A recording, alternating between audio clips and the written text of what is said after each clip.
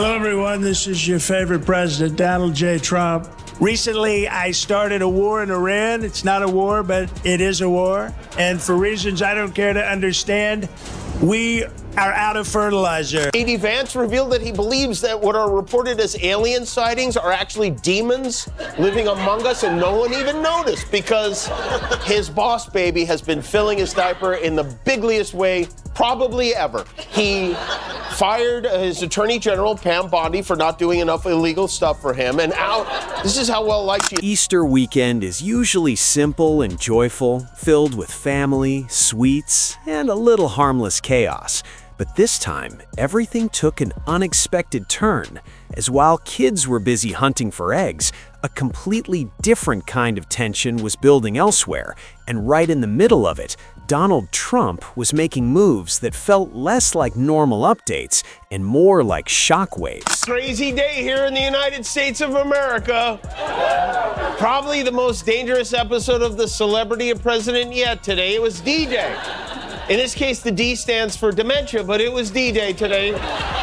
We're coming to you from Los Angeles for the local time just after 5 p.m., which was Trump's deadline for Iran to, quote, open the effing strait or you'll be living in hell. He gave a hard cutoff time of right. If you think this is just another normal story, then hold on and make sure to like and subscribe, because what is about to unfold is far from simple, as this weekend turned from ordinary family moments into something that felt like a high-stakes global drama. What do you imagine? Let me set the scene, okay?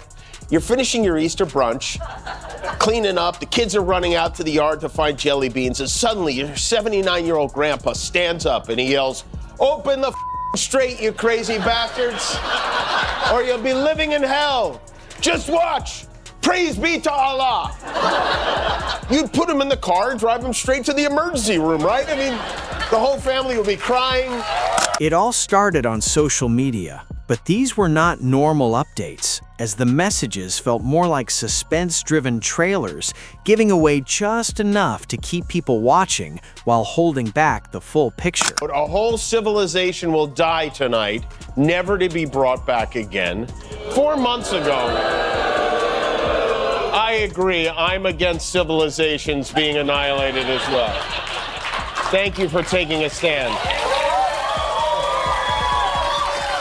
Realize this is the same man that he was bitching about losing the Nobel Peace Prize. Now he's threatening a civilization with death. He went from Mahatma Gandhi to General Zod like that. Then suddenly, the focus shifted to Iran, where there was no clear plan, but the tone kept changing so quickly, it felt like multiple scripts were being played at once, each one trying to raise the intensity even higher. The days we woke up to this. Tuesday will be Power Plant Day and Bridge Day, all wrapped up in one in Iran. There will be nothing like it. Open the strait, you crazy bastards, or you'll be living in hell. Just watch. Praise be to Allah, President Donald J. Trump. I believe that's a letter from Paul to the Corinthians. You know, we've heard the word unhinged a lot this weekend, probably more than any weekend ever. But one moment it felt like everything was about to escalate, and the next it all cooled down, as if the entire situation had been paused. But the reality is, the world does not get to take breaks like a TV show. It goes every single time. Trump says something insane. He says, "I'm going to kill everybody tomorrow at 5 p.m. We all freak out. And then he's like, "You know what, actually, I'll kill everyone in 2 weeks." And then we relax, and then he forgets he ever said it in the first place.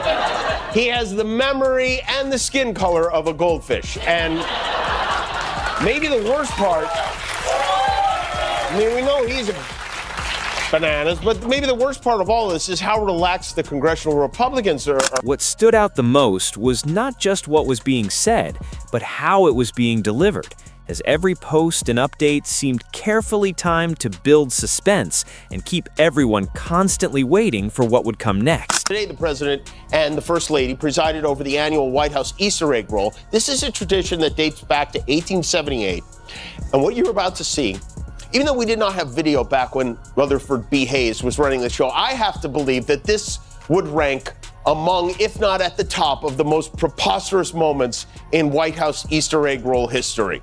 They were giving me a briefing about that, and they said normally when you're in very hostile territory, and I don't think it gets... Then things became even more surreal as an innocent Easter event somehow turned into a stage for conversations that felt completely out of place, where candy and politics collided in a way that was impossible to ignore. Threatens to annihilate a civilization. They're like, well, you know how he is. He's a big talker. He yaps. And it's always 2 weeks. He's like a conscientious employee. He always gives 2 weeks notice. I'll be making a big decision on the Paris Accord over the next 2 weeks. We're signing a health care plan within 2 weeks. We call it the gold card, and we're going to start selling hopefully in about 2 weeks. So we can just sit down, and I'll do this at some point over the... Just when it seemed like nothing else could happen, rumors suddenly appeared, and talk of hospitalization began spreading rapidly.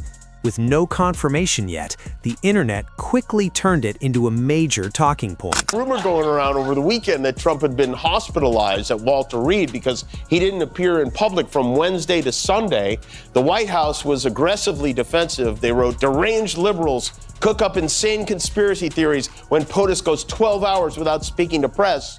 Maybe that's because our deranged president never goes more than 12 minutes without speaking to press, but to be clear, Trump was not hospitalized this weekend, even though he definitely should have. At that point, it no longer felt like real life, but more like an overproduced drama where every new update made the story more complex, leaving people both confused and completely hooked. Tonight, Mr. Ban Mail-in Voting voted by mail in a special election in Palm Beach. This is a district Trump won by double digits 2 years ago, and the district he lives in. But seems like maybe the magic is wearing off because last night, a Democrat, Emily Gregory, scored a major upset over a Republican that Trump endorsed. She won one solidly red seat in the state legislature, which is a real kick in the golf balls for Mar-a-Lago. The biggest issue was that there was no clear ending, as everything remained open to interpretation, and what should have been a simple holiday slowly turned into a confusing and unpredictable narrative. I will tell you, I spent a lot of time this weekend thinking about, what's the name of that imbecile who runs the country? Donald Trump. Donald Trump. And I assume you saw what he posted about Robert Mueller over the weekend, which, got me thinking, he lies so much. He lies like more than any human, not only have I ever met, any human I've ever even read about, more than any real or fictional person. Like today, for instance, he gave Iran 48 hours to open the Strait of Hormuz before he would start bombing. As the weekend started coming to an end, it became clear that this was not just a series of random events, but a chain reaction where each headline triggered the next, creating a non-stop flow of chaos. 2 days ago, Trump said the Republican candidate, John Maples, had his complete and total endorsement and that John will never let you down.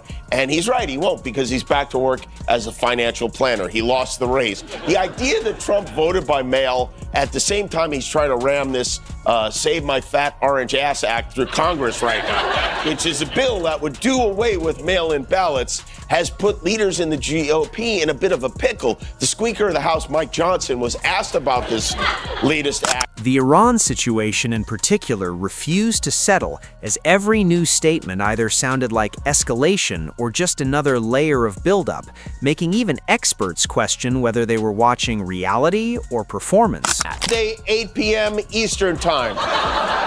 It's the only president who teases a bombing the same way ABC promotes new episodes of Will Trent. And then today, he changed that deadline. He said Iran could be taken out by midnight tomorrow, but he didn't specify if that's our tomorrow or their tomorrow.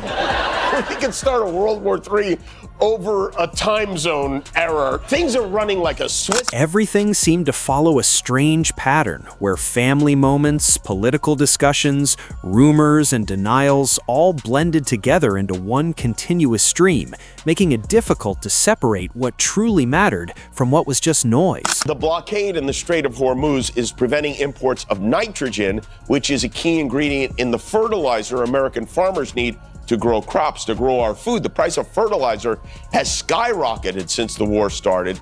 But don't worry, because when the manure hits the fan, President Old McDonald has a plan. Hello, everyone. This is your favorite president, Donald J. Trump. Recently, I started a war in Iran. It's not a war, but it is a war. And for reasons I don't care to understand, we are out of fertilizer. By the time it was all over, there was still no real closure, as questions remained unanswered.